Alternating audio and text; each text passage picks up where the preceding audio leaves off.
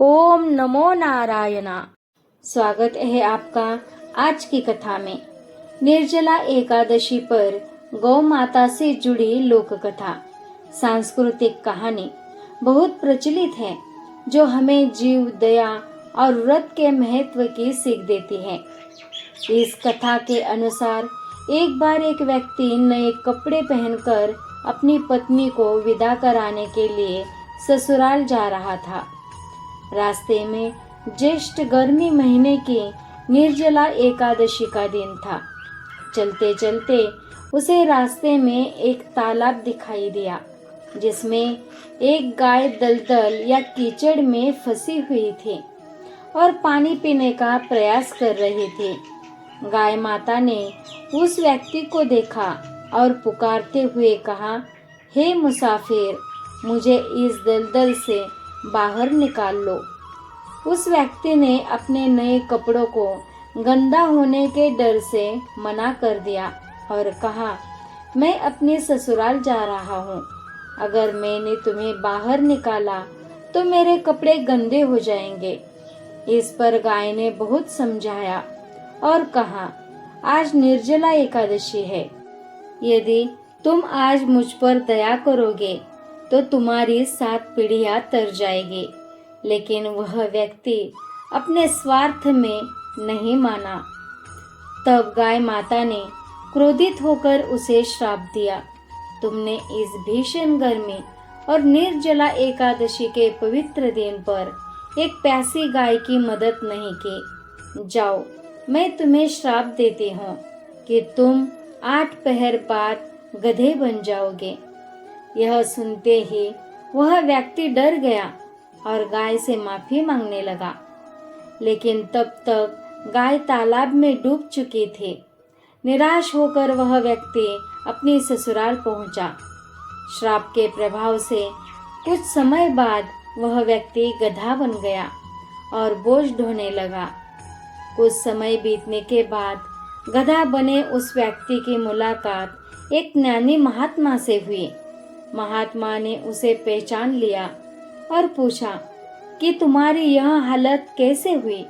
व्यक्ति ने पूरी घटना बताई। तब महात्मा ने उसे उपाय बताया और कहा, निर्जला एकादशी के प्रभाव और व्रत के पुण्य से ही तुम्हें इस योनि से मुक्ति मिल सकती है। यदि तुम सच्चे मन से एकादशी का व्रत करने वाले किसी भक्त के चरणामृत का पान कर लो तो तुम्हें गधे की योनि से छुटकारा मिल जाएगा। उस गधे ने ढूंढ ढूंढ कर एक सच्चे भक्त यानी अपनी पत्नी या गांव की एक महिला जो एकादशी का व्रत करती थी से उनसे विनती की और उनके व्रत के पारना का जल पिया। इसके प्रभाव से वह गधे की योनि से मुक्त हो गया और उसे मनुष्य रूप वापस मिल गया। निर्जला एकादशी की गौ माता से जुड़ी कथा हमें परोपकार, दया, क्षमा और प्रायश्चित की शिक्षा देती है। यह सिखाती है कि सच्ची भक्ति और गौ सेवा से बड़े पाप नष्ट हो जाते हैं और अज्ञानता से हुए अपराध भी क्षमा हो जाते हैं। सनातन धर्म में गाय को पूजनीय माना गया है और गौ माता का अनादर या उनसे अनजाने में हुआ अपराध भी बड़े संकट का कारण बन सकता है। कथा बताती है कि गौ माता के प्रति मन में हमेशा कृतज्ञता और सेवा भाव रखना चाहिए। यदि किसी से कोई गलती हो जाए तो सच्चे हृदय से प्रायश्चित करने और व्रत उपवास रखने से उसका अंतकरण शुद्ध हो जाता है। कथा में गौ माता का विशाल हृदय और क्षमाशीलता दिखाई गई है।